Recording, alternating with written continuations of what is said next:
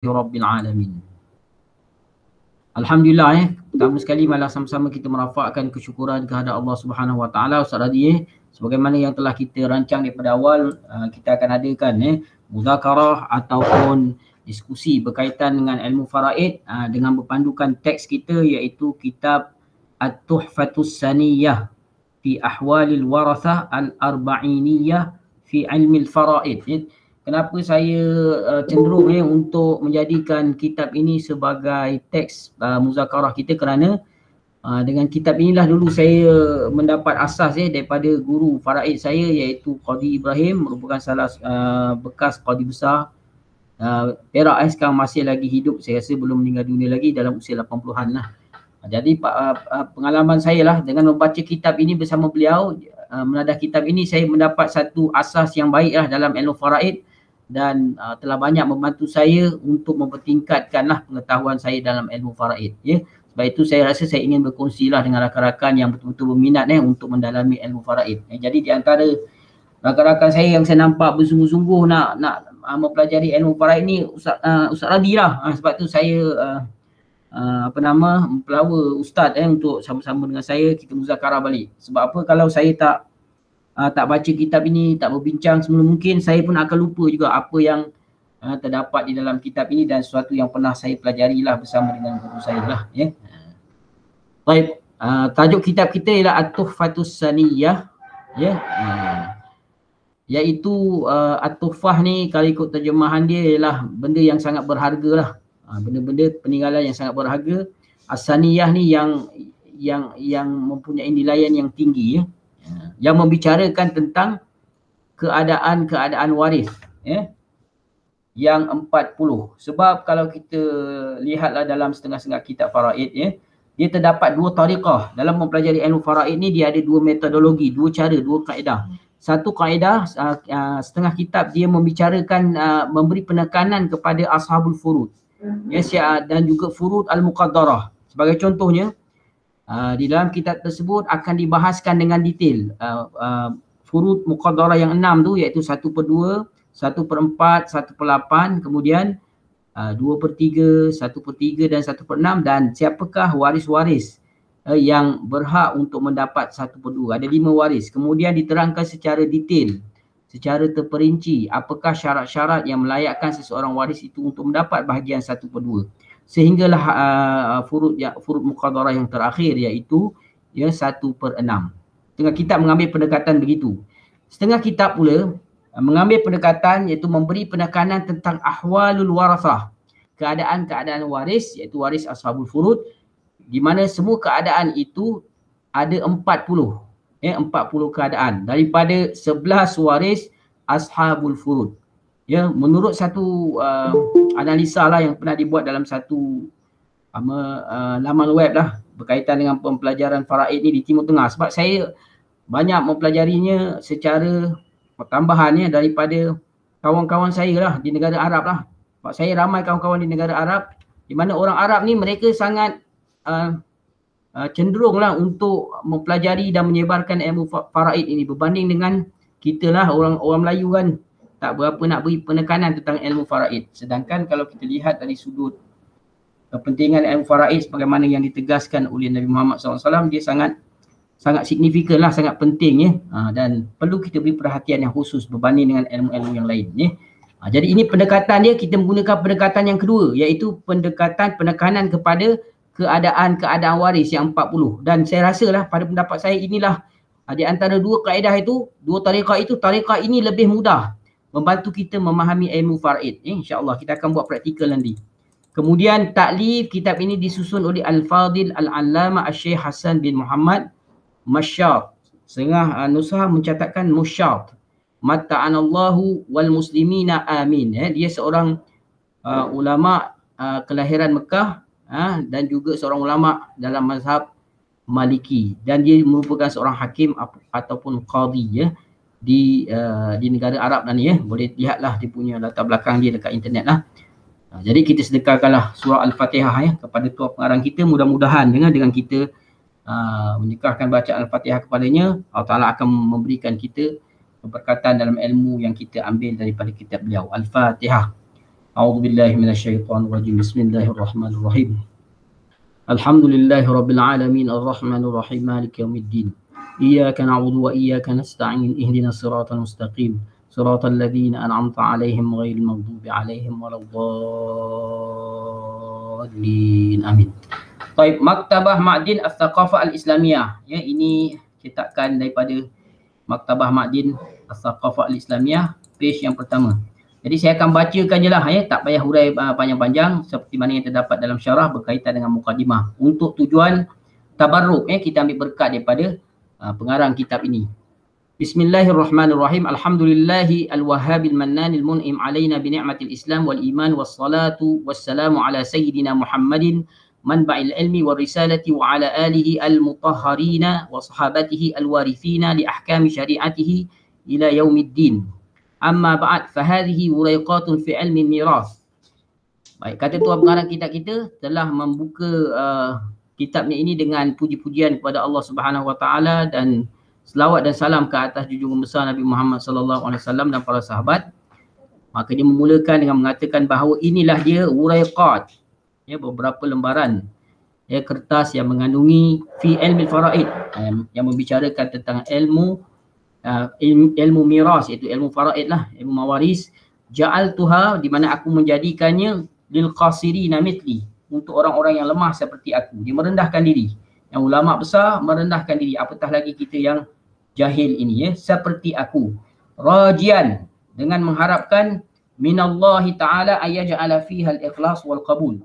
Dia mengharapkan supaya Allah Subhanahu wa taala menerima amalannya ini, karangan kitabnya ini, supaya ada keikhlasan, ya, di dalam karangan ini dan diterima oleh Allah.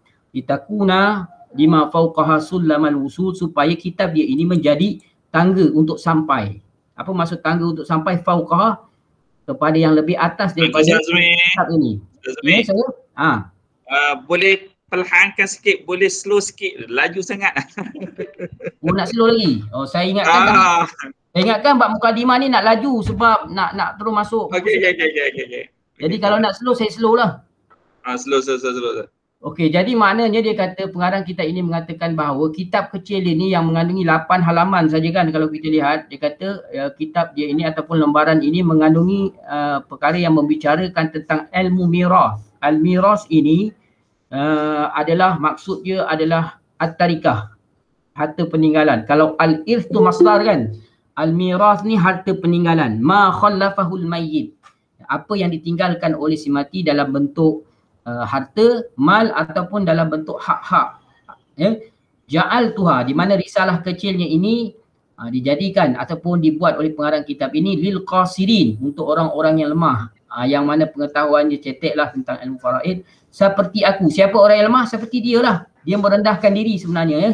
Padahal kalau kita lihat hasil karangannya, beliau merupakan seorang ulama, ya, yang mahir, yang alim, yang mendalam ilmunya di dalam ilmu faraid. Rajian minallah, dengan mengharapkan daripada Allah Ta'ala supaya yaj'ala fihal ikhlas, menjadikan keikhlasan di dalam amal ataupun kerja buat dia dalam mengarang kitab ini. Wal qabul, dan supaya segala hasil ini, hasil kerja dia ini diterima oleh Allah.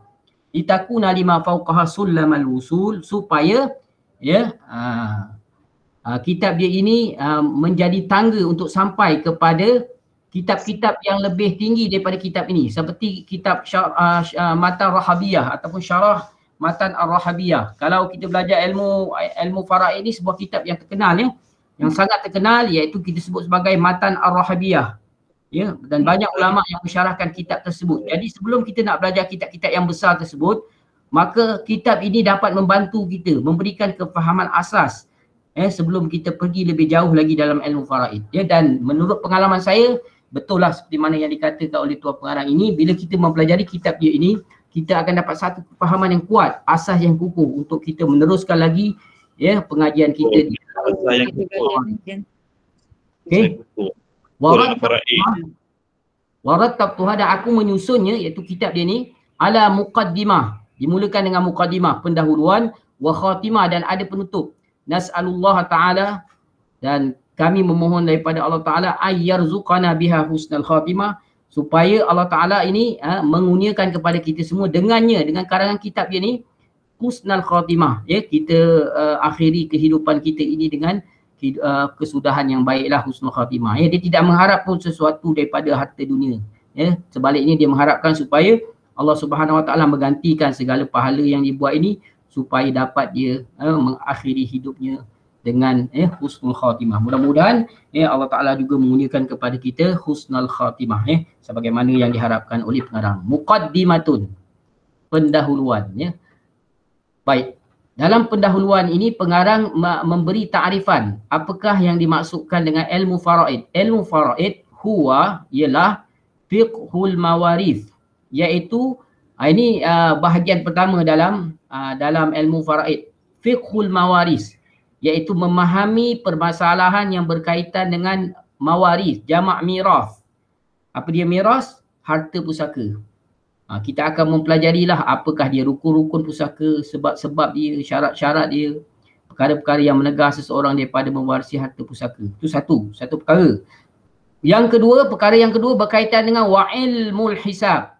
Ia ada berkaitan dengan pengiraan, tambah, tolak, darab, bahagi, terutama yang berkaitan dengan pecahan lah.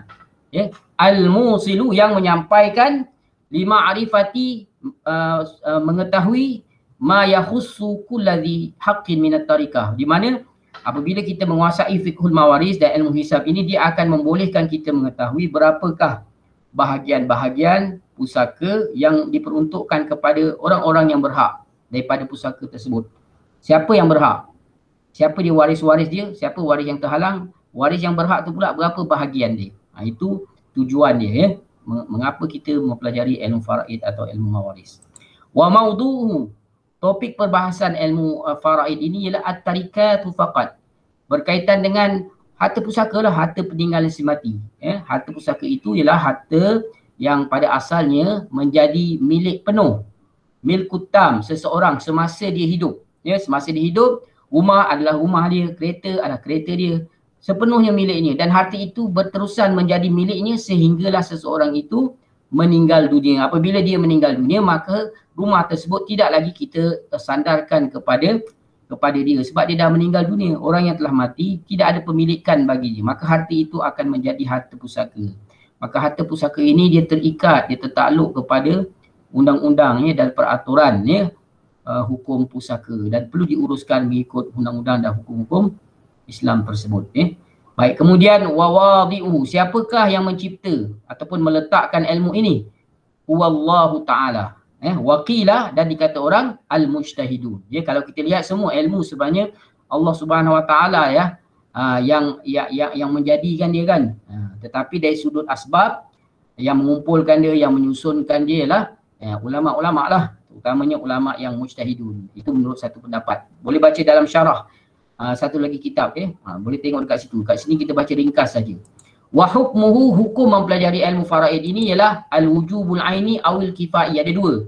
Yang pertama wajib fardu ain. Ini bagi seseorang yang mempunyai kelayakan, yang ada kemahiran, kemampuan, kecerdikan, boleh memahami ilmu ini, dan juga boleh menghafal benda-benda yang perlu dihafal dalam ilmu ini.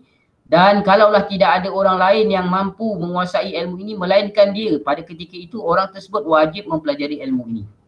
Utamanya pada hakim lah, qadi, hakim yang bertugas dan kerja dia memang mengagihkan pusaka kepada orang Islam lah yang menghadapi masalah ini. Awil kifai, hukum wajib tadi boleh bertukar, dia menjadi fardu kifayah. Untuk siapa? Untuk satu-satu kumpulan masyarakat Islam.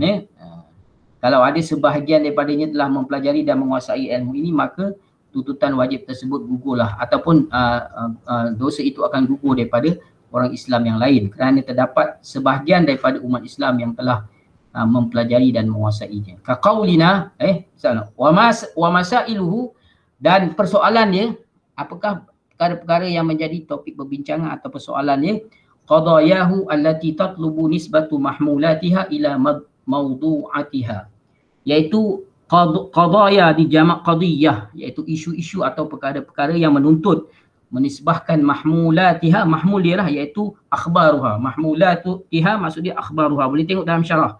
Ila mawdu'atiha ila mubtada'atiha, ya, maksudnya dia berkaitan dengan harta pusaka dan perkara-perkara yang berkaitan dengan harta pusaka. Contoh waris, siapa waris yang layak? Ya, waris ashabul furud, waris asabah, waris zawil arham dan perkara-perkara yang berkait dengan tajuk tarikat tersebut. Kaqaulina, seperti kata kita, al-warathatu, waris-waris itu, al-warathah jamak al-waris. Waris-waris itu aksamun, ada beberapa kategori, ada beberapa jenis.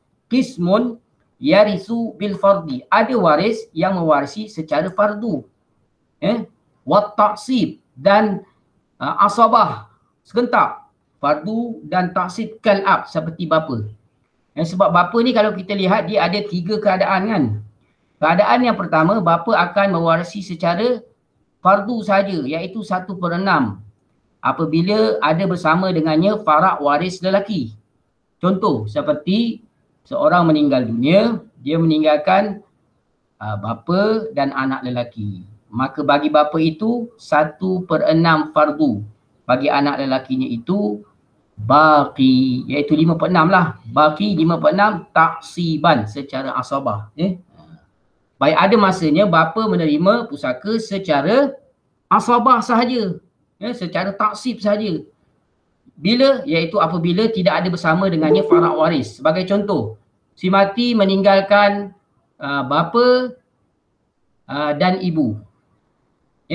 Maka ibu akan mendapat 1/3.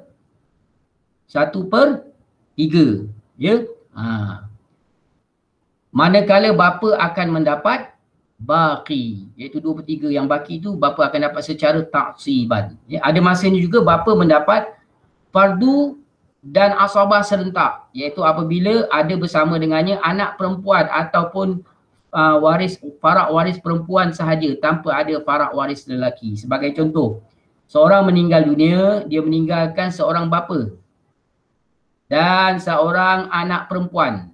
Maka bagi anak perempuannya itu ialah berapa? Ustaz Syaradi? Seorang meninggal dunia, anak perempuannya akan dapat 1/2 fardan.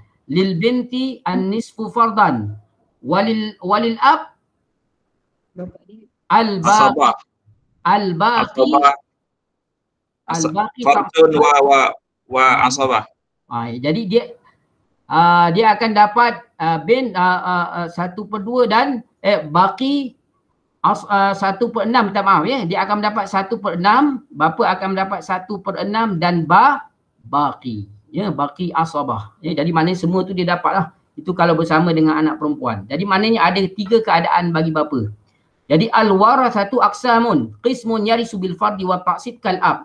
Jadi yang dapat secara fardu dan taksib ini ialah al-ab ataupun al-jad. Al-jad ini menggantikan al-ab ketika ketiadaan al-ab.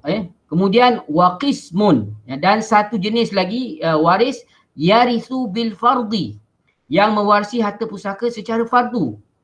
Seperti az-zawji wal akhlil Waris ataupun waris pusaka yang menerima harta pusaka secara fardu ini, iaitu dengan qadar yang tetap, sama ada 1/2, 1/4, 1/8, 2/3, 1/3, 1/6. Dia hanya menerima harta pusaka secara fardu saja, tidak secara asabah dan tidak secara fardu dan asabah. Semua waris ni ada berapa? Syaradi, waris yang menerima harta pusaka secara fardu saja ada berapa? 25 Ustaz Azmi. 25 bukan. 25. Yang menerima secara fardu saja. Fardu 6 kot. Tak ingat Ustaz Azmi. Yang tu yang ni kita kena betul-betul kuasai. Sebab yang 25 orang tu ialah yang termasuk dalam list yang berhak. Yang dalam 25 itu ada waris fardu, ada waris asabah, ada waris fardu dan asabah, ada waris asabah sahaja. Okey, itu 25 orang tu. 15 lelaki dan 10 perempuan. Dalam 25 tu ada yang menerima harta pusaka secara fardu sahaja. Dia tidak menerima secara asabah ataupun secara fardu dan asabah. Daripada 25 orang itu, 15 daripadanya lelaki kan, 10 daripadanya perempuan. Baik, daripada 15 lelaki itu ada 4 orang waris lelaki yang menerima harta pusaka secara fardu. Siapakah mereka yang menerima secara fardu tersebut? Iaitu yang pertama az-zawj. Suami keadaan dia fardu 1/2 atau 1/4 saja. Begitu juga dengan wal akhu lil saudara lelaki yang seibu. Saudara lelaki seibu ni kalau dia seorang, dia akan mendapat fardu saja. Keadaan dia fardu saja, iaitu 1/6. Dia tidak akan mendapat harta secara asabah ataupun fardu dan asabah seperti bapa. Okey?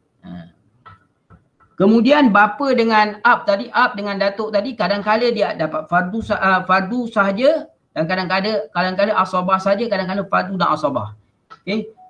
Wa qismun yarithu bit-ta'sib. Ada juga waris yang menerima harta pusaka secara asabah sahaja. Keadaan dia terima harta pusaka secara asabah saja, baki saja, iaitu contoh dia seperti kal ibni, seperti anak lelaki. Anak lelaki ni dia akan menerima pusaka secara asabah saja. Maknanya kalau tidak ada waris fardu ashabul furud, maka dia akan menghabiskan keseluruhan harta tersebut. Dalam sesuatu kes masalah faraid, kalau berhimpun banyak waris asabah, hanya satu golongan saja waris asabah yang akan dapat. Macam contohkan dalam kes yang saya hantar dalam grup Telegram kan, yang semalam tu kan. Kat situ ada dua. Yang pertama, jawapan dia ialah ukhtus syaqiqah kan, adik-beradik saudara perempuan seibu sebapa menerima asabah ma'al ghair bersama dengan albin kan. Bila dia dah terima harta secara asabah, maka memang dah tak ada baki, maka waris lain dah tentu tak akan dapat. Maknanya dalam sesuatu gambaran masalah tu hanya satu golongan atau seorang saja waris asabah yang akan menghabiskan harta pusaka. Waris asabah yang jauh tak dapat. Yang paling dekat, yang paling hampir dengan si mati sahaja yang akan dapat. Sebagai contoh, saya bagi contoh. Si mati meninggalkan seorang anak lelaki. Kemudian cucu lelaki daripada anak lelaki. Adakah kedua-duanya akan dapat asabah, syaradi? Tak dapat. Yang dapat yang paling hampir al-ibnu saja. Anak lelaki saja dapat. Cucu lelaki betul. tak dapat. Begitu juga kalau si mati meninggalkan anak lelaki daripada anak lelaki seorang. Kemudian dia meninggalkan adik-beradik lelaki seibu sebapa. Adakah dua-duanya akan dapat asabah? Adakah kedua-duanya akan dapat asabah? Maka jawabnya hanya anak lelaki daripada anak lelaki ataupun cucu lelaki daripada anak lelaki sahaja yang akan dapat. Manakala saudara lelaki seibu sebapa kepada si mati itu akan terhalang, dia tak dapat. Ya, yang tu kena faham betul-betul. Maknanya kalau ada seorang ataupun satu golongan yang dah dapat Boleh ulang Ustaz? Boleh ulang balik yang apa yang tadi tu Ustaz? Yang mana? Yang tadi dia meninggalkan akhun syaqiqah tu dengan ibnu tu. Ahun syaqiq dengan bin tadi ya, dengan bin. Dengan saudara lelaki seibu dengan saudara perempuan seibu yang kes malam tu. Okey, yang tu Baik, dalam kes yang semalam tu, apabila saudara perempuan seibu sebapa telah mendapat asabah ataupun baki pusaka ma'al ghair bersama dengan bin kan, bersama dengan anak perempuan kan, maka dia dah habiskan dah pusaka tu dah tak ada. Maka dah tentulah waris yang lain yang kurang daripadanya, yang jauh daripadanya berbanding dengan dirinya kepada si mati tidak akan dapat. Ukhtus syaqiqah ataupun adik-beradik perempuan seibu sebapa, apabila dia mendapat baki pusaka secara asabah ma'al ghair iaitu ma'al bin, dia mengambil tempat saudara lelakinya. Siapa saudara lelaki kepada ukhtus syaqiqah? Al-akhu syaqiq kan, iaitu saudara lelaki seibu sebapa. Saudara lelaki seibu sebapa ataupun al-akhu syaqiq, dia mendinding. Ini dalam bab hijab, al-hajbu boleh baca. Dia mendinding. Siapa yang didinding oleh al-akhu syaqiq? Akhu syaqiq akan mendinding al-akh li'ab. Kalau ada akhu syaqiq, akh li'ab tak dapat. Begitu juga kalau ada akhu syaqiq, ibnul akhi syaqiq tak dapat, ibnul akh li'ab pun tak dapat. Dan begitu juga waris sisian yang lebih jauh lagi, yang kedua, iaitu al-amu syaqiq pun tak dapat. Al-am li'ab tak dapat. Ibnul ami syaqiq tak dapat. Ibnul am li'ab tak dapat.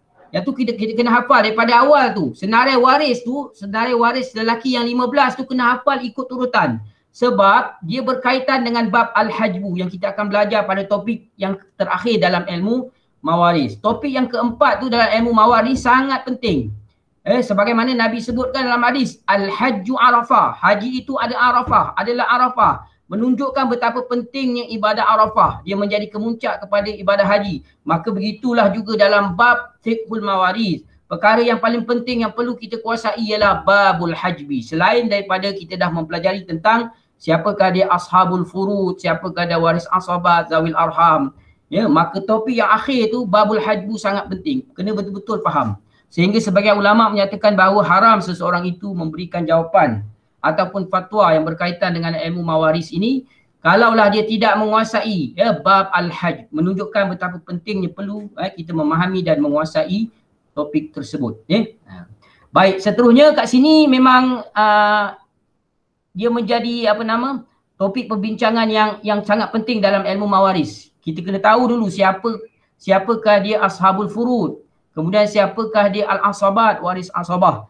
Dalam 25 orang tu, 25 orang, 10 lelaki, 15 lelaki, 10 perempuan tu, dalam 25 orang tu ada waris yang hanya menerima harta pusaka secara fardu dan asabah. Seperti bapa dan datuk. Ada yang hanya menerima harta pusaka secara fardu sahaja. Ada berapa orang tu yang menerima harta secara fardu sahaja? Contohnya seperti az-zawj, al-akh lil Kemudian yang perempuan, semua yang perempuan menerima harta pusaka secara fardu. Yang menerima secara fardu sahaja perempuan ada 7 orang.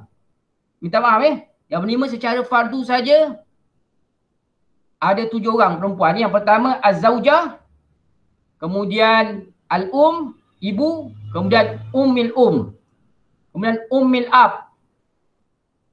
Kemudian al-ukhtu syaqiqah. Berapa tu? 5 kan? Tengok balik dalam kitab faraid dia. Baik, seterusnya kita pergi kepada kelebihan mempelajari ilmu faraid ini jazilun, sangat banyak. 5 ruwiya annahu nisful ilm, separuh daripada ilmu. Waqad hasan Nabi sallallahu alaihi wasallam ala ta'ala. Apa yang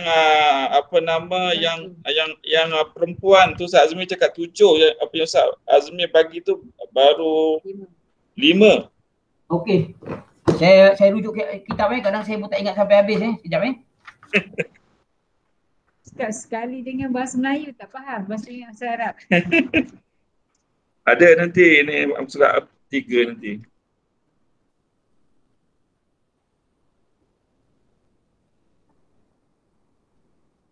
Sekejap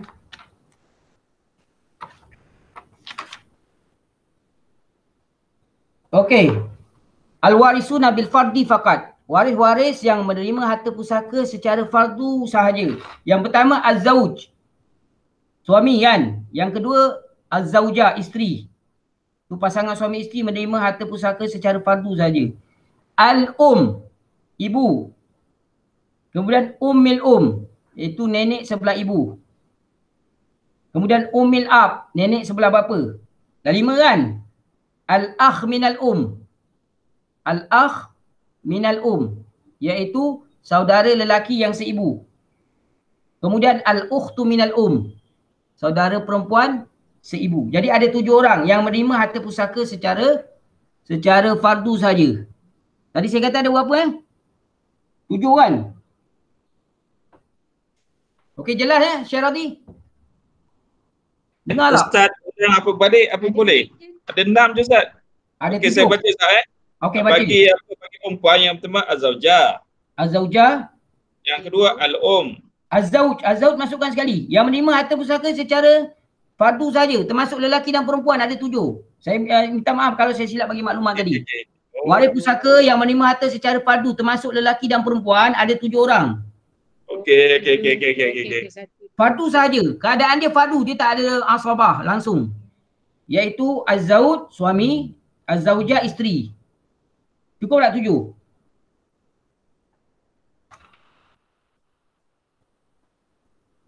Tujuh kan?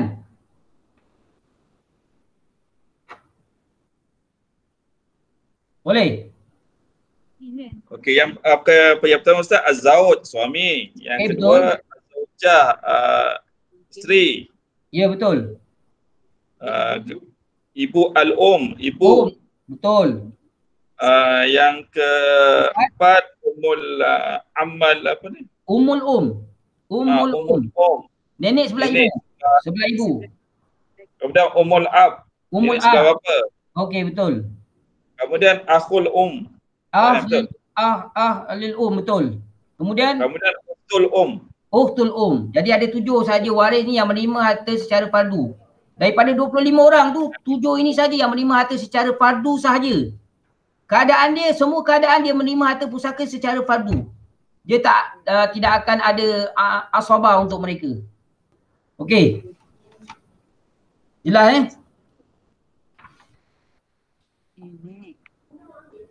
Nenek ada 2, nenek sebelah. Nenek ada 2, betul. Nenek sebelah ibu dengan nenek sebelah bapa.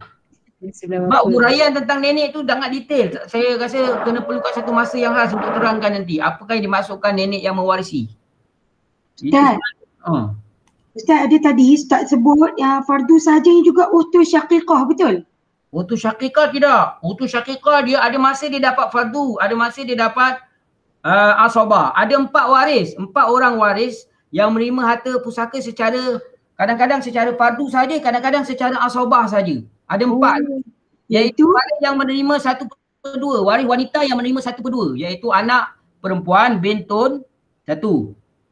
Yang kedua bintul ibni, iaitu cucu perempuan daripada anak lelaki. Kemudian al-ukhtus syaqiqah, saudara perempuan seibu sebapa. Kemudian yang keempat al-ukhtu li'ab, saudara perempuan sebapa. Ini 4 orang waris saja yang kadang-kadang menerima secara fardu, kadang-kadang dia menerima secara asabah. 2 keadaan dia, ada 4 waris. Kadang-kadang dia terima secara fardu. Apa sekali lagi Ustaz? Sekali lagi. Satu lagi. Dia ada 4 orang. Yang pertama bintun, yang kedua bintul ibni, yang ketiga al-ukhtu syaqiqah, yang keempat al-ukhtu li'ab. Adik-beradik saudara perempuan yang sebapa. Dia kadang-kadang dia dapat secara fardu, kadang-kadang dapat secara asabah. Dan dia tak akan dapat serentak dua-dua. Yang dapat serentak dua-dua ni kadang-kadang dua waris tadi, iaitu ab dengan jad. Sebab ab dengan jad dia ada 3 keadaan. Kadang-kadang secara fardu saja, kadang-kadang secara asabah saja, kadang-kadang secara fardu dan asabah serentak. 3 keadaan. Yang bagi 4 orang 2 keadaan saja, sama ada dia dapat secara fardu ataupun secara asabah. 4 orang. Okey. Serentak 2 orang misalnya. Serentak 2 orang. Yang bapa dengan datuk. Yang dapat serentak tadi iaitu ataupun jad, dia boleh dapat secara fardu saja, ada masanya dia boleh dapat harta pusaka secara asabah saja. Ada masanya dia boleh dapat harta secara fardu dan asabah. 2 orang saja dengan jad. Okey.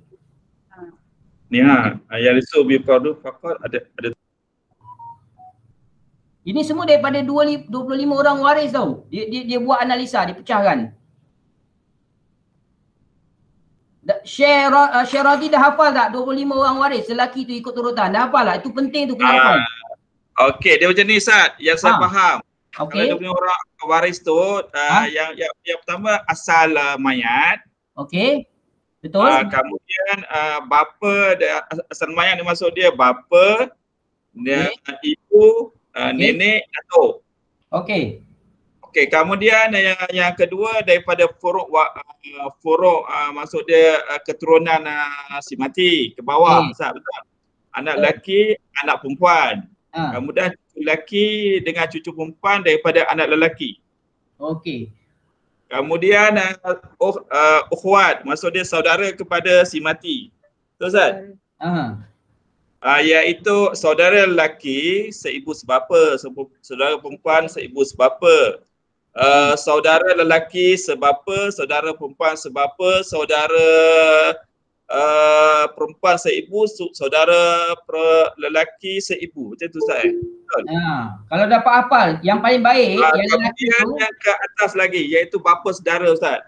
Bapa saudara sebelah bapa saudara seibu sebapa dengan bapa saudara sebapa. kemudian anak-anak mereka. Betul Ustaz? Okey, betul. Cumanya pada pendapat saya kan, yang lelaki tu kalau boleh kita hafal ikut turutan sebab nanti dia berkait dengan bab al-hajbu. Contoh, kita mulakan dengan anak dulu, anak lelaki. Sebab anak lelaki, kalau kita mula dengan furu', anak lelaki dengan bapa, siapa lagi kuat dari sudut mendapat asabah? Anak lelaki ke ibn ke ataupun ab? Okey. Anak lelaki dengan Anak Okey, lelaki. maksud dia bermula dengan ibnun Ustaz betul? Yes, maksud dia kena hafal macam ni, macam saya kan. Saya hafal ikut turutan. Sebagaimana yang saya belajar lah dapat daripada guru kan. Mulakan dengan al-ibnu dulu. Anak lelaki al-ibnu, kemudian ibnul ibni wa in nazal yang kedua.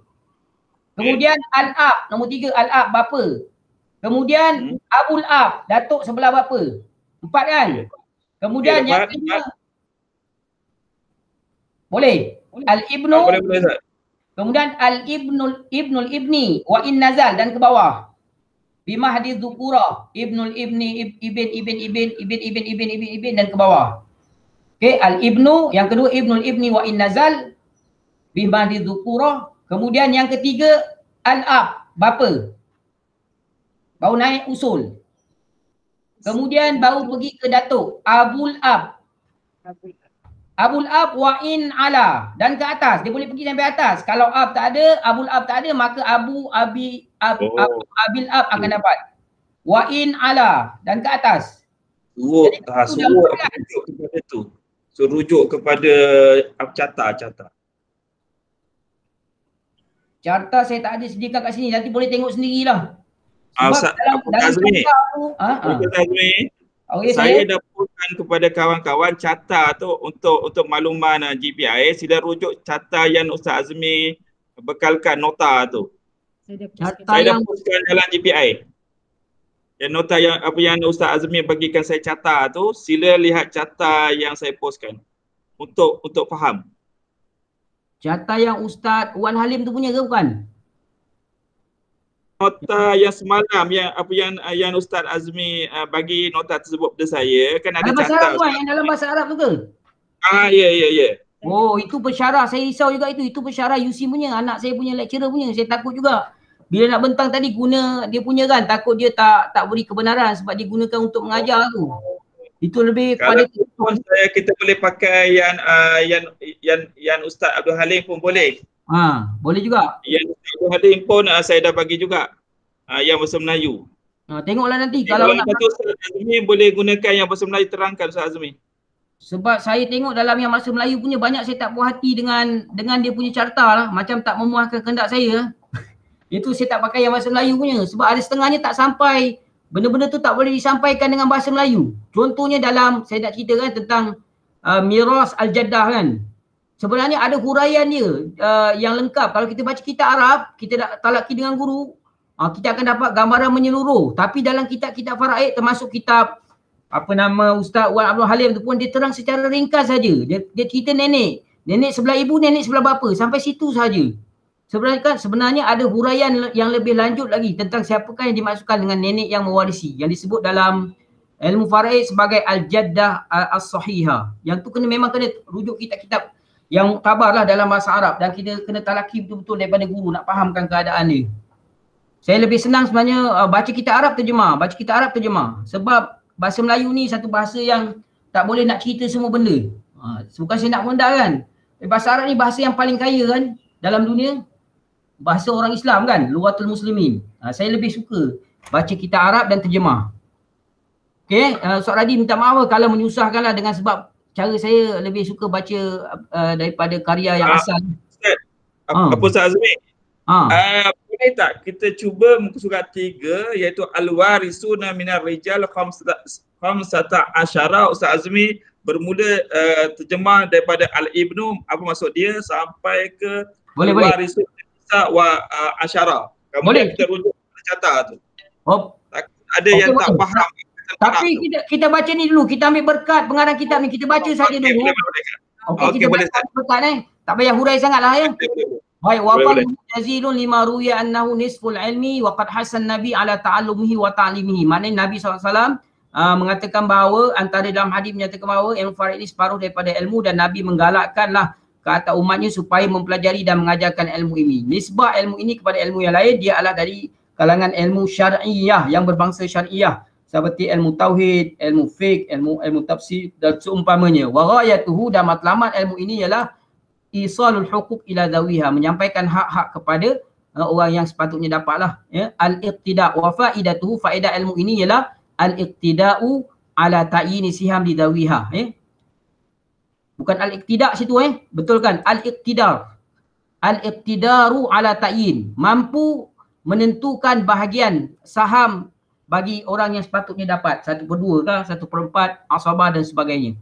Al-iqtidar.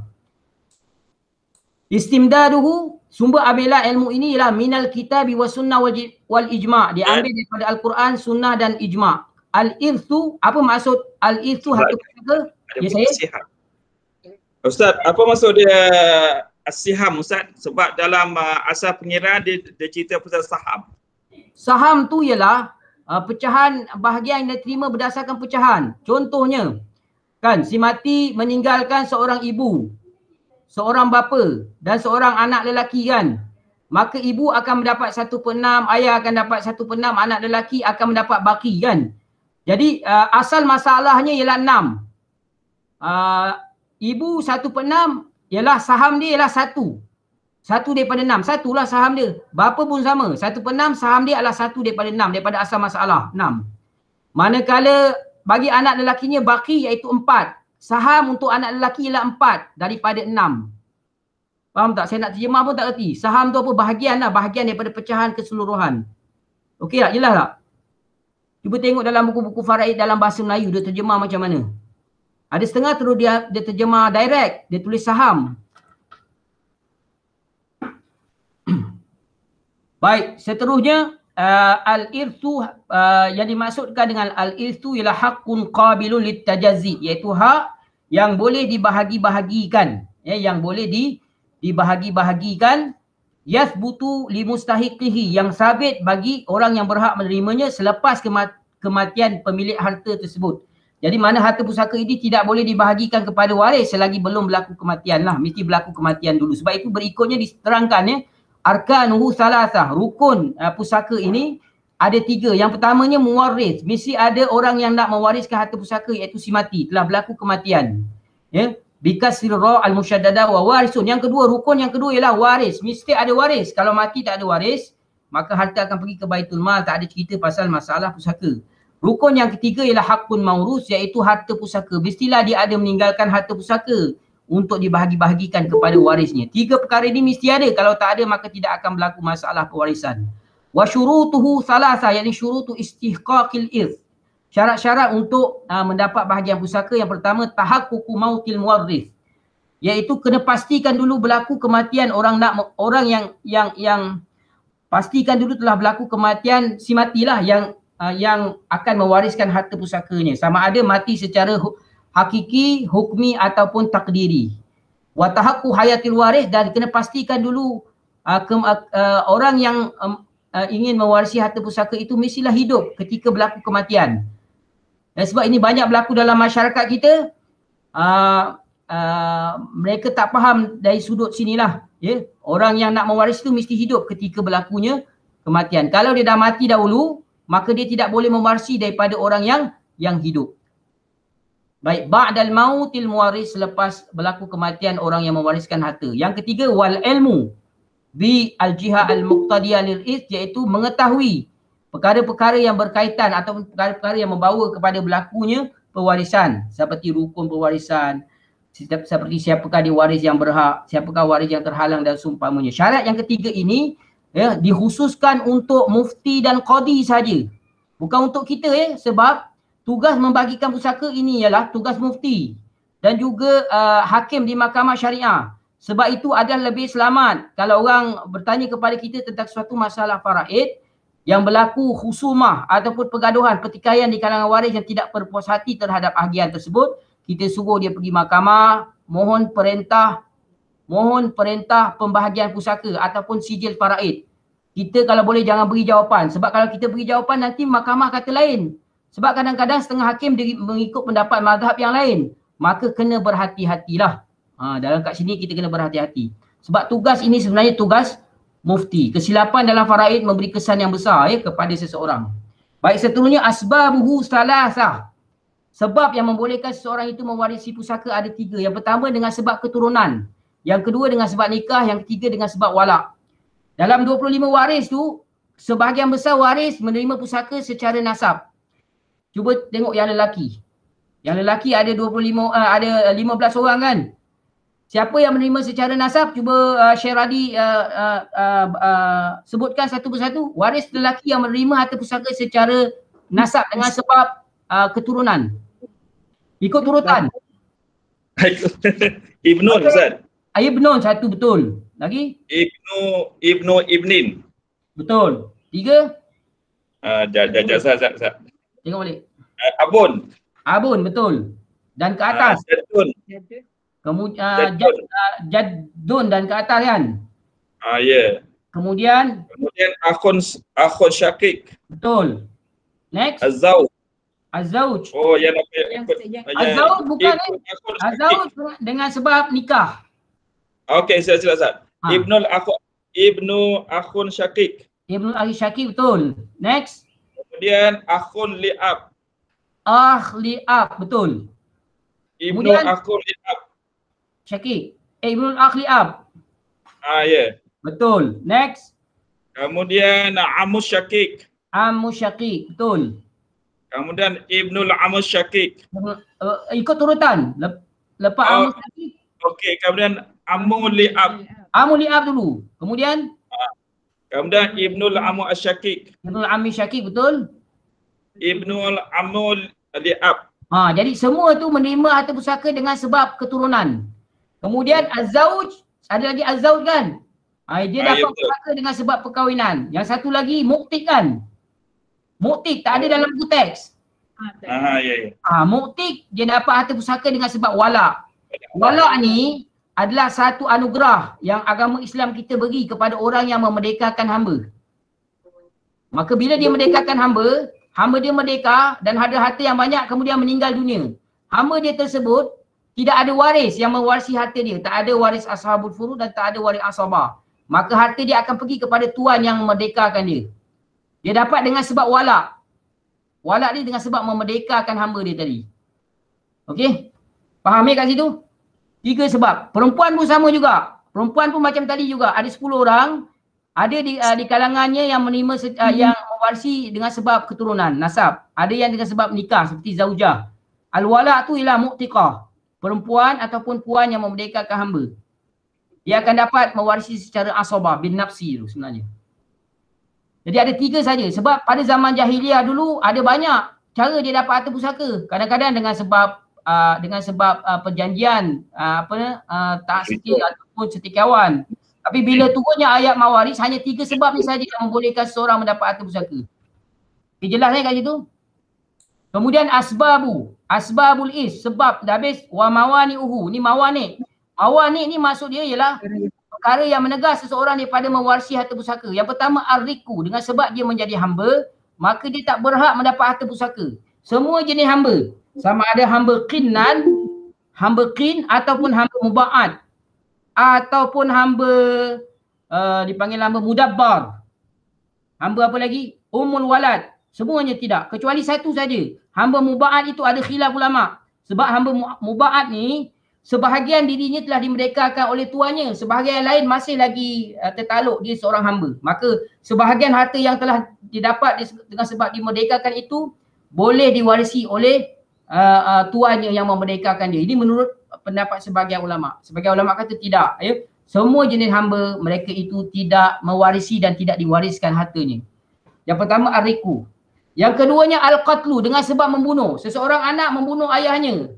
Maka dengan sebab dia membunuh tersebut, maka dia tidak dapat mewarisi harta pusaka. Walaupun dia anak kepada si mati, anak kepada ayah dia. Okay? Kemudian ikhtilafuddin, iaitu berbeza agama lah. La yarisul muslimu kafir walal kafiru muslim. Ustaz Azmi, kalau membunuh tak sengaja dia dapat tak Ustaz? Kalau mengikut mazhab Syafi'i kita tak dapat. Dalam mazhab Syafi'i kita semua jenis pembunuhan, sama ada pembunuhan dengan sengaja, separuh sengaja ataupun tidak sengaja tak dapat. Tetapi menurut jumhur ulama dapat kalau tak sengaja. Tersilap.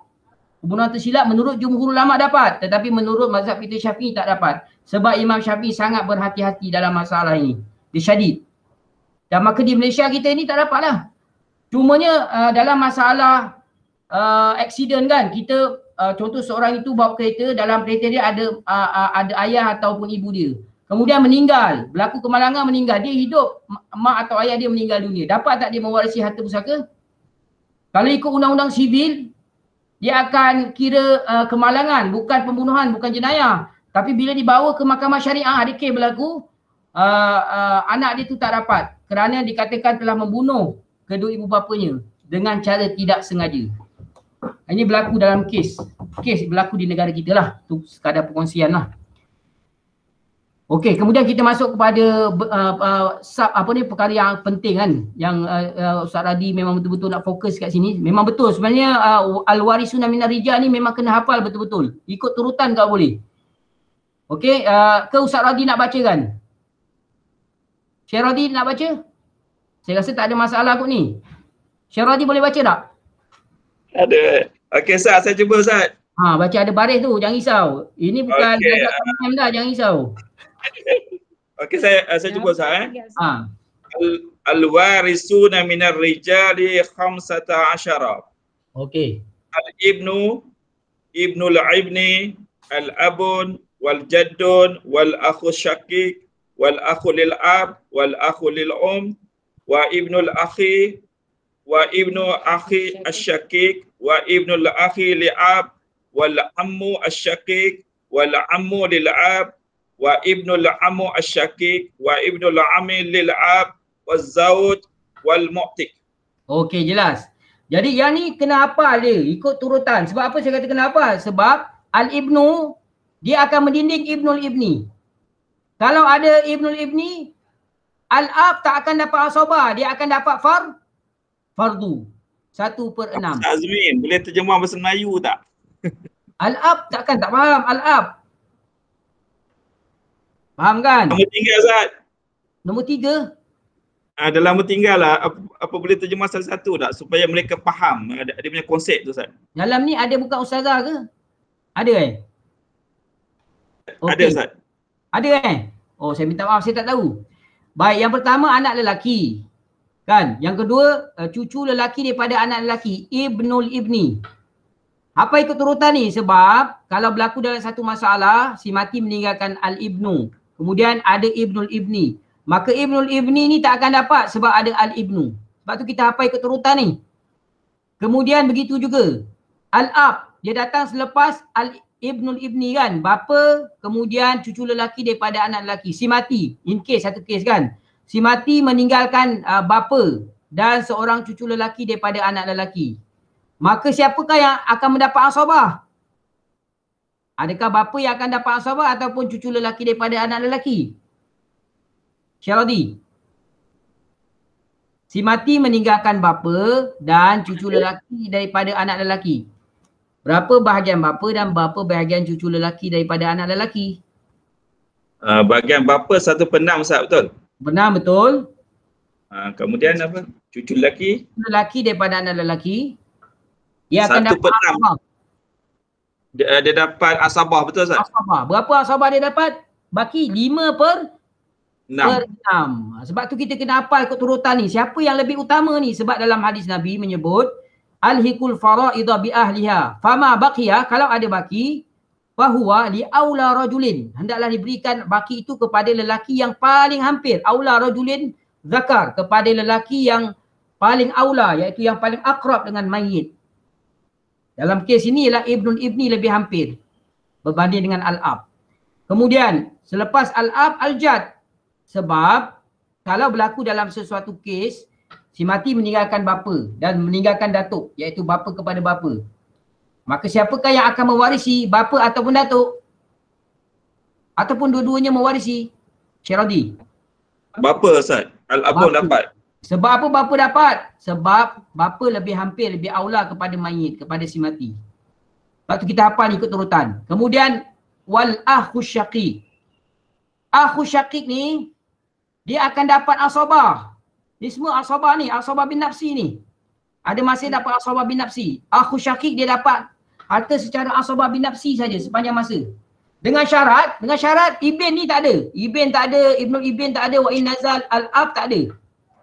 Al-ab tak ada. Tetapi kalau ada jad, si mati meninggalkan datuk, bapa kepada bapa dan seorang adik-beradik lelaki seibu sebapa, al-ahu syakik.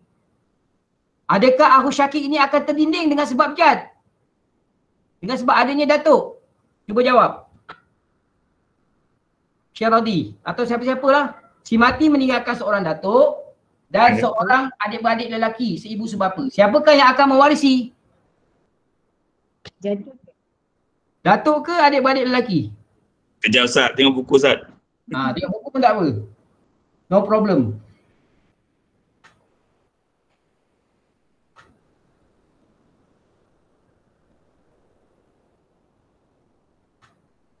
Ustaz, apa ulang sekali lagi Ustaz? Okey, si mati meninggalkan, sekejap saya tutup ni dulu, kita pergi dekat Excel Okey. Si mati meninggalkan datuk Si mati meninggalkan datuk, saya type ni datuk. Kemudian? Datuk, kemudian minta maaf. Datuk dan saudara lelaki seibu sebapa. Ctrl C, Ctrl V. Okey, siapa yang mewarisi dalam kes ni? Nampak kan? Nampak tak? Nampak. Okey, siapa yang dapat dalam kes ni? Siapa yang lebih hampir kepada si mati? Siapa yang lebih hampir? Jadun Ustaz. Jadun. Ada pendapat lain? Ada pendapat lain? Sebab dalam kes ni, datuk dengan saudara lelaki seibu sebapa ataupun saudara lelaki sebapa, sebenarnya ulama' kita hilaf sejak daripada zaman sahabat lagi hilaf. Sebab perkara ni tak pernah berlaku pada zaman Rasulullah. Masalah si mati meninggalkan datuk dan adik-beradik. Tak pernah berlaku. Dia berlaku pada zaman sahabat. Maka dengan sebab itu sahabat sangat takut nak mengeluarkan fatwa kerana tidak ada dalil yang jelas. Walau bagaimanapun, secara umumnya para sahabat mempunyai dua pendapat yang berbeza dalam masalah ni. Pendapat yang pertama ialah pendapat Saidina Abu Bakar As-Siddiq. Dan juga beberapa sahabat yang sealiran dengan dia lah. Pendapat yang pertama ni menyatakan bahawa datuk ini dia lebih aula daripada adik-beradik lelaki ni. Seibu sebapa atau adik-beradik lelaki sebapa. Maka apabila datuk ni lebih aula, dia mengambil tempat, menggantikan tempat bapa. Sebagaimana bapa menghijab, mendinding semua waris Hawashi iaitu adik-beradik, maka begitu jugalah datuk. Dia menghijab kerana dia mengambil tempat bapa. Berdalilkan dengan ayat Al-Quran yang menyatakan bahawa aba ukum, digunakan perkataan aba ukum itu kepada datuk-datuk. Adalah dalil dia lah. Berdasarkan hujah-hujah daripada ayat Al-Quran lah. Digunakan aba ukum untuk memberi untuk dalam situasi yang nak menggambarkan datuk. Maka mereka berpendapat bahawa datuk menggantikan bapa dalam keadaan apabila mereka bersama dengan adik-beradik seibu sebapa dan sebapa. Baik, pendapat yang kedua, pendapat jumhur sahabat. Mereka mengatakan bahawa termasuk pendapat Zaid bin Thabit yang menjadi pegangan ataupun ikutan tiga mazhab yang lain, iaitu mazhab Syafi'i, mazhab Hambali dan mazhab Maliki. Ketiga-tiga mazhab ataupun mazhab jumhur ulama yang menyatakan bahawa datuk tidak mengambil tempat bapa. Datuk dengan adik-beradik seibu sebapa dan adik-beradik sebapa, jarak dia, masafah dia, jarak dia dengan si mati itu sama jauh. Sebab datuk dihubungkan kepada si mati melalui bapa. Perantara dia lah bapa. Manakala adik-beradik seibu sebapa ataupun sebapa, dia dihubungkan dengan si mati itu melalui bapa juga. Jadi jarak dia sama. Kenapa kita nak lebihkan datuk? Maka dalam masalah ini, datuk dan adik-beradik seibu sebapa dan sebapa ini berkongsi pada harta tersebut dengan kaedah-kaedah yang tertentu. Macam mana cara mereka berkongsi? Ada tiga mazhab di kalangan sahabat. Yang pertama mazhab Ibnu Mas'ud. Yang keduanya mazhab Saidina Ali. Yang ketiganya mazhab Zaid bin Thabit. Dalam ketiga-tiga mazhab ni, mazhab Zaid bin Thabit lebih masyhur dan diikuti oleh jumhur ulama. Termasuklah mazhab kita lah, mazhab Syafi'i, mazhab Hambali dan juga mazhab Maliki dalam masalah ini. Kecuali mazhab Hanafi. Mazhab Hanafi dia mengikut pendapat Saidina Abu Bakar. Datuk menggantikan bapa dalam kes ketiadaan bapa. Jadi mengikut mazhab Hanafi ataupun mendapat Saidina Abu Bakar As-Siddiq dan sebahagian pendapat sahabat dan tabi'in, dalam masalah datuk bersama dengan adik-beradik seibu sebapa atau sebapa, senang saja. Dia akan mendinding, menghijab semua waris Hawashi. Selesai masalah. Tapi yang menjadi masalah sekarang ni ialah apabila datuk itu kita anggap dia sama dengan adik-beradik, maka kaedah pembagiannya sangat detail dan agak complicated, dan para ulama faraid telah membincangkannya di dalam satu topik yang khas yang disebut sebagai mirasul jaddi wal ikhwah. Boleh rujuk dalam kitab faraid. Dalam perbincangan kita ni saya rasa tak berapa sesuai lah untuk dijelaskan dengan lebih lanjut. Takut nanti pening, terus tak nak belajar faraid. Itu penangan saya lah. Kalau ada masa besok bila kita dah menguasai asas-asas ni, sampai masa besok baru kita masuk bab miras al-jad wal ikhwah. Okay? Tapi kita kena kuasai dulu asas-asas ni lah. Baik, dalam kes ni maknanya ada khilaf ulama lah kita tangguh dulu. Ini dia berkongsi sebenarnya. Dia ada kaedah pembahagian dia. Kita tutup dulu kat sini. Kita buka balik. Okey, sampai sini. Jadi maknanya dekat sini, Al-Jad dengan Akhu Syakik ni ada khilaf ulama. Jadi kita punya mazhab kita, mazhab Syafi'i, Al-Jad dengan Al-Akhu Syakik ni dia berkongsi. Ada kaedah pembahagiannya yang dibincangkan dalam bab mirasul jad wal Akhu Syakik. Selesai Kemudian okey, Syaradi baca lagi Al-Akh lil-Ab kan. Baik, Al-Akh lil-Ab ni saudara lelaki sebapa ini dengan Akhu Syakik. Siapakah yang lebih hampir kepada si mati? Minta siapa-siapa jawab. Siapa yang lebih hampir kepada si mati? Akhu Syakik, Ustaz. Okey, kalau kita lihat sebenarnya Al-Akhu Syakik dengan Al-Akh li-Ab ni dia dihubungkan dengan si mati dengan jarak yang sama. Jarak dia, masafah dia sama sebab dia melalui ab, betul? Akhu Syakik dihubungkan dengan si mati melalui bapa. Kalau bapa tak ada, dia tak akan jumpa dengan si mati, betul tak? Begitu juga Al-Akhu Syakik dia dihubungkan dengan si mati melalui ab dengan jarak dia sama. Cumanya kelebihan Al-Akhu Syakik ataupun adik-beradik seibu sebapa ini, dia dihubungkan dengan si mati melalui dua jalan, dua jihad, dua belah pihak, pihak bapa dan pihak ibu.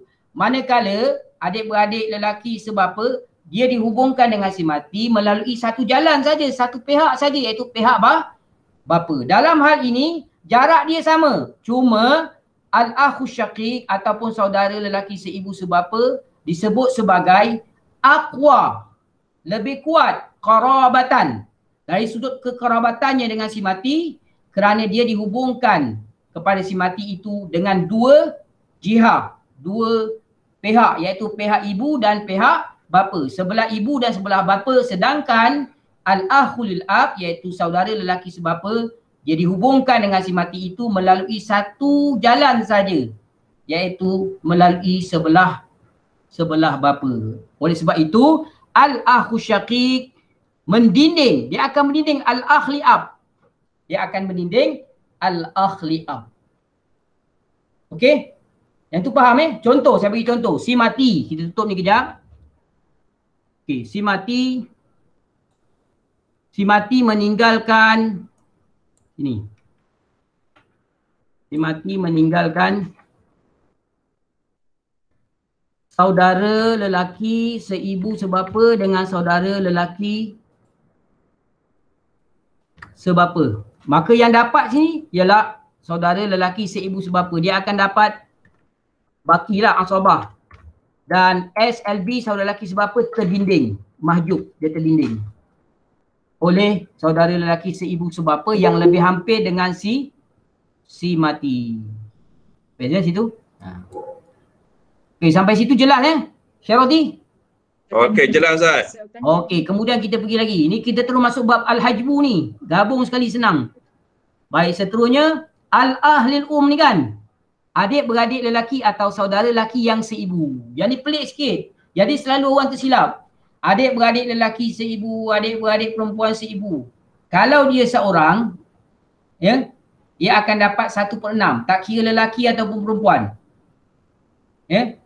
Al-ukhtu li-um, dia akan dapat 1/6. Fardu, dia tak dapat, dia bukan waris asabah bin nafs, dia waris fardu. Maka kalau tidak ada yang mendinding al-akhli ataupun auladul maka dia akan dapat bahagian dia. Persoalannya sekarang ni, siapakah waris yang mendinding al-akhli Okey, cuba jawab, siapakah yang mendinding al-akhli Syaradi, siapa-siapa cuba jawab. Siapakah waris yang mendinding al-akhli daripada mendapat bahagian fardunya? Boleh?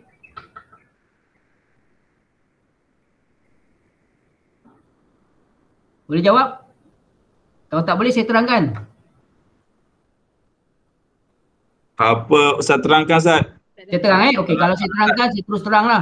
Mana al-akhli ni semua waris furu' lelaki, far'ul waris muzakkar dan juga far'ul waris muannas. Far'ul waris secara mutlak, anak lelaki ataupun cucu lelaki daripada anak lelaki dan ke bawah, ataupun anak perempuan ataupun cucu perempuan daripada anak lelaki dan ke bawah. Kalau ada tu, dia terus tak dapat. Dia berdasarkan ayat 12 surah An-Nisa kan. Wa in kana rajulun yurathu kalalatan aw imra'atun walahu ahun aw ukhtun falikulli wahidin minhuma as-sudus. Fa in kanu aktsara min dzalika fahum syuraka'u fi thuluth. Disyaratkan di situ jangan ada faraq waris. Kalalah, takrif kalalah itu ialah man laisa lahu walidun wala walad. Jangan ada faraq waris langsung. Yang kedua, jangan ada jangan ada usul, waris usul lelaki, iaitu bapa kepada bapa dan ke atas. Itu sahaja waris yang mendinding dia. Adik-beradik yang ni, akhu syakik, al-akhli ni tidak mendinding dia. Itu kebanyakannya kita setengah-setengah orang dia tersilap kat sini. Dia tengok al-akhu syakik, al-akhli tak dapat. Sedangkan al-akhu syakik ni hanya mendinding al-akhli ab. Dia tidak mendinding al-akhli Al-akhli ini hanya didinding oleh faraq waris secara mutlak dan oleh furu' ataupun minta maaf, oleh usul, waris usul lelaki ke atas. Dia tidak didinding oleh waris hawashi.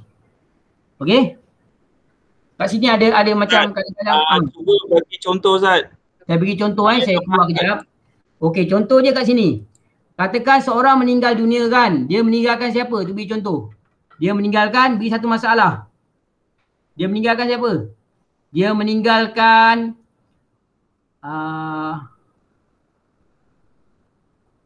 anak lelaki. Okey, Ctrl C.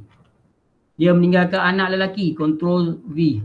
Kemudian dia meninggalkan ibu, Ctrl C, Ctrl V. Kemudian dia meninggalkan saudara, okey, Ctrl C, Ctrl V. Baik, seseorang meninggal dunia, dia meninggalkan seorang anak lelaki, seorang ibu dan seorang saudara perempuan, saudara sebapa perempuan. Saudara perempuan sebapa. Kemudian dia meninggalkan saudara perempuan seibu. Saudara lelaki lah, saudara lelaki seibu. Ctrl C, Ctrl V. Okey. Baik, tengok dekat sini. Adakah saudara lelaki seibu ni, adik-beradik lelaki yang seibu ni dapat bahagian dia dalam kes ni? Dia dapat tak? Sebab keadaan dia ada saja. Tak dapat. Tak dapat sebab ada siapa? Ada faraq waris tak kat sini? Ada furuk Ustaz, anak lelaki. Faraq waris, maka dia tak dapat lah. Tapi kalau anak lelaki ni tak ada ibu. Ibu saja dengan saudara SBP, saudara sebapa perempuan, adik-beradik perempuan yang sebapa. Dia dapat tak? Ustaz. Dapat. Dia dapat 1/6 atau 1/3. Sebab dia ada dua keadaan, 1/6 atau 1/3. Dia akan dapat 1/6 kalau dia berseorangan. Dia akan dapat 1/3 berkongsi kalau bilangan dia 2 dan ke atas tanpa mengira jantina. 1/6 dia atau dapat 1/6. 1/6 macam tu. Dia dapat 1/6. Jadi bila cukup syarat masukkan 1/6. Macam tu. Okey, jelas Yang ni selalu orang keliru ni kadang-kadang. Tak apa, kita akan ini kena buat latihan banyak baru ingat lah ni. Okey. Baik, kemudian kita pergi tadi al-akhli kan. Kemudian wabnul akh asyaqiq, anak lelaki kepada saudara lelaki seibu sebapa. Dia juga dapat ni dengan syarat. Dengan syarat al-ibn tak ada. Ibn tak ada, ibnul ibn pun tak ada, ab tak ada, jad tak ada. Jadi dia terdinding. Siapa yang mendinding dia? Ibn, anak lelaki. Ibnul ibn, cucu lelaki daripada anak lelaki. Bapa, datuk. Datuk dan ke atas mendinding ibnul akh syakik. Ya? Begitu juga ahu syakik. Ahu syakik juga mendinding ibnul akh syakik. Yang depan ni. Al-akhli ab pun mendinding ibnul akh syakik. Sebab apa dia mendinding? Sebab yang depan-depan ni lebih hampir aula, lebih hampir dengan si mati berbanding ibnul akh syakik. Ibnul akh syakik ni dia nak dihubungkan kepada si mati itu melalui siapa? Melalui ahu syakik, kan? Jadi al-ahu syakik ni lebih hampir dengan si mati berbanding dengan ibnul akh syakik. Begitu juga al-akhlil ab lebih hampir kepada si mati berbanding ibnul akh syakik. Jadi dia didinding oleh ibn, ibnul ibn, ab, jad, akh syakik dan lil ab. Dia tidak didinding oleh al-akhlil Al-akhlil tidak mendinding. Ya, dia tidak mendinding waris-waris yang lain. Sebab dia bukan waris asabah. Bukan waris asabah bin nafs. Dia waris fardu. Ni jangan keliru ni kat sini. Dan seterusnya ibnul akhli ab. Ibnul akhli ab didinding oleh siapa? Didinding oleh semua waris yang mendinding ibnul akh syakik yang saya sebutkan tadi. Ibn, ibnu ibn, ab, jad, akh syakik, ahli ab. Dan juga ibnul akh syakik didinding oleh ibnul akh syakik. Sebab tu kita hafal ni ikut turutan. Bila kita hafal ikut turutan, kita tahu siapa dinding siapa, siapa dinding siapa, siapa dinding siapa. Penting. Kemudian al-ammu syakik. Al-ammu syakik pun sama juga. Dia didinding oleh orang yang mendinding ibnul akh syakik. Dan dia juga didinding oleh ibnul akh syakik. Maksudnya, kalaulah misalnya kata seseorang itu meninggal dunia, dia meninggalkan seorang bapa, saudara sebelah bapa yang seibu sebapa, iaitu al-ammu syakik, dan bersama dengan ibn, maka am syakik tak dapat. Ataupun am syakik bersama dengan ibnul ibn, am syakik akan mahjub sebab ada ibnul ibn yang dapat asabah. Begitu juga kalau si mati meninggalkan al-ammu syakik wal ab, maka al-ab ini akan mendinding ammu syakik. Ab akan dapat asabah, ammu syakik akan mahjub. Sampailah habis kat sini. Sampai si mati meninggalkan contoh ibnul akh syakik dan al-ammu syakik. Maka yang akan dapat bahagian asabah ialah ibnul akh syakik. Al-ammu syakik mahjub. Terdinding. Kerana apa? Kerana ibnul akh syakik ini lebih hampir kepada si mati.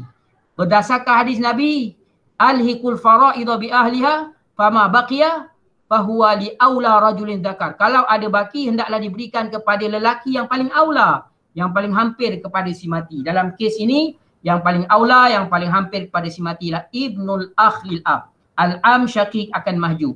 Begitulah seterusnya al-ammu li'ab. Al-ammu li'ab ini akan terdinding oleh waris yang disebutkan tadi, termasuk al-ammu syakik. Daripada atas ni sampai al-ammu syakik. Kecuali al-akhli ni tidak mendinding. Sebab dia waris, dia adalah waris fardu. Dan seterusnya sampai habis ni. Wabnul am asyakik. Ya, dia akan didinding oleh siapa? Dia akan didinding oleh waris yang terdahulu disebut tadi, keturutan ni. Kecuali al-akhlil saja yang tidak mendinding ibnul ammi syakik. Dan seterusnya ibnul am lil ab. Dia terdinding oleh semua waris-waris yang di depan ni. Kecuali al-akhlil kerana al-akhlil adalah waris fardu, bukan waris asabah. Okey. Kemudian az-zawju wal mu'tiq. Az-zawju ini waris fardu. Dia tidak mendinding sesiapa dan dia tidak didinding.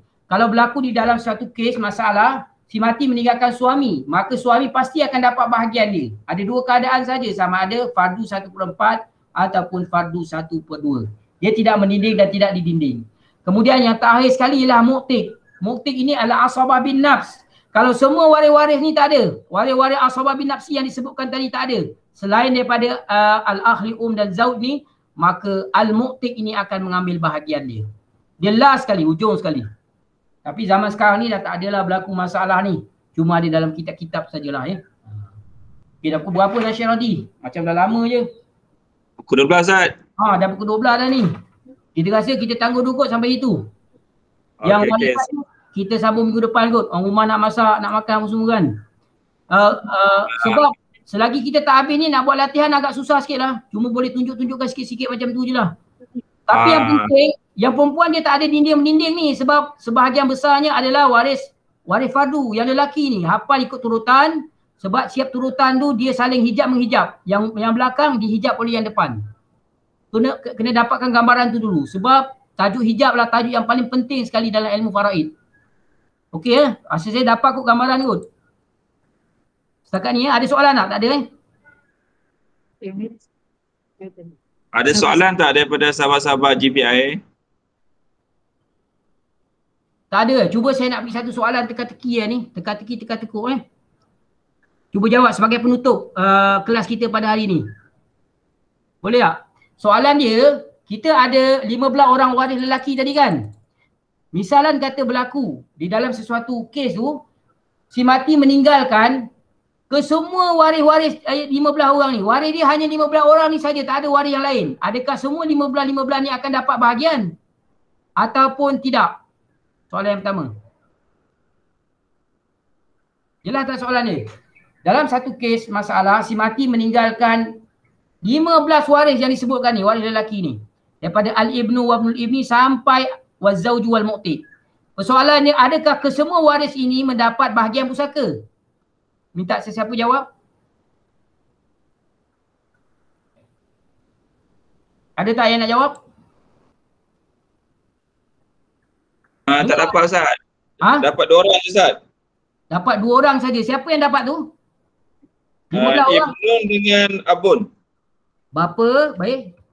Abun dengan Ibnu. anak lelaki. Ada satu lagi waris yang dapat. Siapakah waris tersebut? Lelaki. Ibnu. Dia tidak terdinding dan meninding orang lain. Akhun Akhun li dia terdinding oleh para waris. Dan juga usul. Kat sini ada para waris anak lelaki, bapa. Siapa lagi seorang?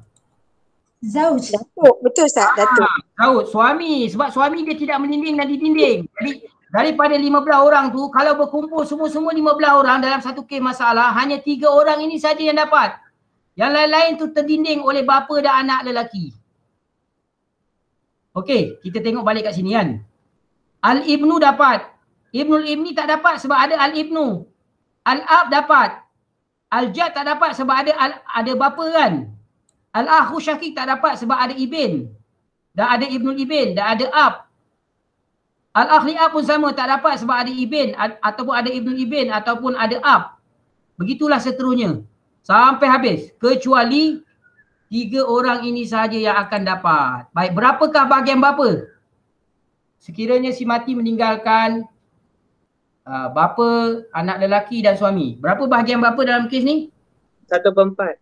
Sekejap Ctrl C. Bapa Ctrl V. Okay. Maaf Baik, bapa ada berapa keadaan? Bapa ada 3 keadaan saja, ingat. Yang pertama, dia akan dapat fardu 1/6. Sekiranya tidak ada bersama dengannya, sekiranya ada bersama dengannya para waris lelaki, iaitu anak lelaki ataupun cucu lelaki daripada anak lelaki dan ke bawah. Bapa akan dapat fardu 1/6. Yang kedua, bapa akan mendapat asabah sahaja, baki sahaja sekiranya ada bersama dengannya, sekiranya tidak ada farad waris bersama dengannya. Yang ketiga, bapa akan mendapat fardu 1/6 plus tambah asabah sekiranya bapa bersama dengan anak perempuan sahaja tanpa ada anak lelaki ataupun farad waris lelaki. Mana satu? 1/6 fardu, 1/6 dan asabah ataupun asabah saja.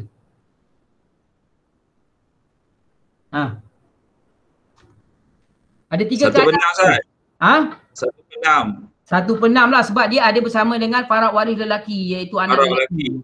So dia dapat 1/6 dalam kes ni. Baik, anak lelaki dapat apa dalam kes ni? Anak lelaki adalah waris asabah bin nafsi. Dia dapat asabah sepanjang masa. So kat sini dia dapat asabah. Dapat baki lah. Baik, suami. Suami ada berapa keadaan? Dia adalah asabah. 2 keadaan Ustaz. Sama ada 2 keadaan. atau 1/6 kan? 1/4 atau 1/2. Dalam kes ni dia dapat berapa? 1/4 Ustaz. 1/4. 4. Sebab ada farak waris iaitu anak lelaki. Itulah. Simple aja. Jadi asal masalah dia berapa? 6 dengan 4, 12 kan? 12. Asal masalah 4, 12. 1/6 daripada 12, 2. 1/4 daripada 12, 3. So baki kat sini lah tu 7. Jadi saham untuk bapa ialah 2 daripada 12. Saham anak lelaki ialah 7 daripada 12. Saham suami ialah 3 daripada 12. Cuba kita jumlahkan ni. 2 tambah 7 tambah 3. Dapat 12 kan? Jadi pengiraan kita ni betul lah. Itulah secara umumnya. Jadi maknanya hari ni kita baru sampai tentang al-warisuna minar rijal. Jadi pesanan saya, kesimpulan dia ialah apa? Hafal ke semua waris lelaki yang 15 orang tu dengan tertib.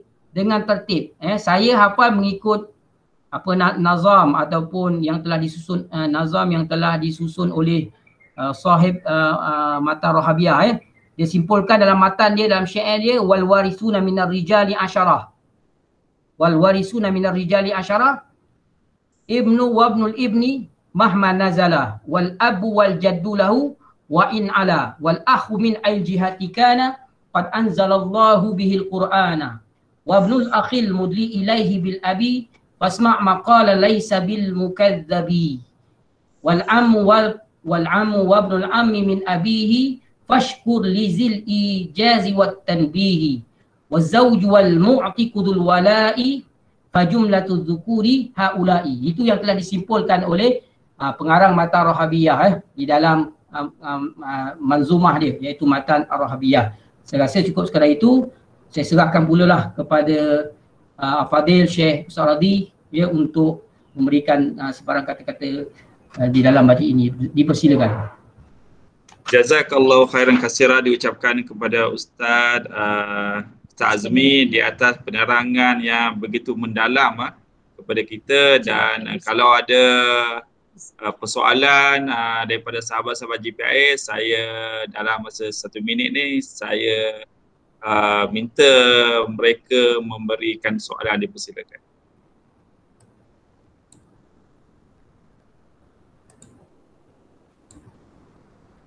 Ada 13 orang kan. Saya ingatkan saya dengan Syekh Radhi je. Minta maaf lah. Saya tak tahu pula ada yang lain join. Ada tadi ada 14 Ustaz. Oh, ada 14. Ada tak yang rakam kita punya muzakarah ni? Saya ada rekod tu. Ada rekod. Kalau ada rekod nanti Ustaz postkan pada saya. Memang kalau yang buatlah Ustaz buat tadi link, memang Ustaz yang kena rekod. Tadi saya nak cuba rekod tak boleh. Tak boleh sebab saya dah rekod kat sini. Ya. Cuma saya tak stop lagi lah. Kan ada rekod Bera kat situ kan, nampak tak? Saya share kan sekejap tak apa, boleh Ustaz. Saya boleh? nampak. Nanti Ustaz share lah, Ustaz share supaya boleh ini Okey. Ni banyak GPI dari Masjid Tanah ni. Ya. Yasin pun ada Ustaz. Ya ke? Alamak, saya ingatkan saya dengan Syekh Radhi je tadi. Sebab mengikut perjanjian MOU macam tu. Sebab benda ni bermanfaat Ustaz. So far boleh ikut cara penerangan saya. Minta maaf lah, saya memang lebih cenderung menggunakan kitab-kitab Arab lah. Pada saya lebih mudah dan lebih senang untuk difahami lah. Berbanding dengan kitab terjemahan bahasa Melayu, kadang-kadang saya rasa tak puas hati dengan terjemahan yang diberikan lah. Itu sajalah. Saya tutup pada kita dengan tasbih kifarah. Boleh Syekh? Boleh. Sekejap Ustaz, sebelum Ustaz tutup, bila Ustaz nak buat sambungan ni Ustaz, minggu depan ke ataupun kalau macam itu mana kan macam itulah, kita buat seminggu sekali. Pada hari Ahad, pada masa yang sama. Dalam sejam dah sebab kadang orang banyak kerja kan. Sejam betul. Sekejap je, yang penting kita berterusan macam tu je. Kalau boleh Ustaz, kalau minggu depan tu kita slowkan sikit Ustaz. Ustaz laju sangat Ustaz. Ustaz laju sikit. Saya laju kan? Okey, saya akan cuba perlahankan nanti lah. Sebab tak ada whiteboard, saya macam pening kepala sikit lah nak terangkan. Dia sebenarnya tak ada whiteboard. Nak buka Excel tu pening lah. Boleh kot insyaAllah. InsyaAllah mungkin lepas ni bersemuka lagi senang ke Ustaz? Sebenarnya bersemuka, saya lebih suka bersemuka lagi sebab boleh pegang whiteboard kan, boleh conteng-conteng macam-macam. Ni tak boleh nak conteng, tu yang pening tu. Okey, dah orang lama macam tu lah. Orang muda dia boleh dengan komputer ni kan. Kita dah tua macam ni, susah. Okey, Syaradi Syaradi muda lagi tu, rambut putih lagi. Putih lagi pula, hitam tu. Alamak Ustaz, dah apa dah putih dah Ustaz. Dah Okey. 50-an Ustaz. Okeylah, kita tutup dulu dengan tasbih kafarah dan surah Al-As. Subhanakallahumma bihamdika asyhadu an la ilaha illa anta astaghfiruka wa atubu ilaik. Bismillahirrahmanirrahim. Innal insana lafi illa alladziina amanu wa 'amilus solihati wa tawassaw bil haqqi wa tawassaw bis sabr. Okay, kita jumpa lagi insya-Allah minggu hadapan. InsyaAllah Ustaz. Okay. Syukur Ustaz Radi. Terima kasih Ustaz Azmi. Sama.